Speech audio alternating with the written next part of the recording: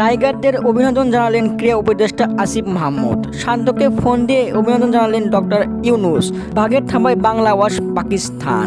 দুনিয়া কাঁপানো টাইগারদের সিরিজ জয়। সাবাস বাংলাদেশ, আবু সাইদকে স্যালুট। যার কারণে আজ টাইগাররা পাকিস্তানের নতুন ইতিহাস তৈরি করলো। সিরিজ জিতে বিশ্ব রেকর্ড তৈরি করলো টাইগাররা। রাওয়ালপিন্ডির ইতিহাস পাল্টে দিল বাংলা। এর আগে কোনো দল রাওয়ালপিন্ডিতে পাকিস্তানের বিপক্ষে কোনো সিরিজে জিততে পারেনি। এবার 2024 সালে বাংলাদেশ রাওয়ালপিন্ডিতে নাম লেখালেন। রাওয়ালপিন্ডির ইতিহাসে টাইগারদের নাম। দর্শক, দ্বিতীয় টেস্ট প্রথম দিন বৃষ্টির কারণে পরিত্যক্ত হয়, যার কারণে দ্বিতীয় দিন থেকে খেলা শুরু করতে হয়। টস জিতে পাকিস্তানকে ব্যাটিংয়ে পাঠায় বাংলাদেশ।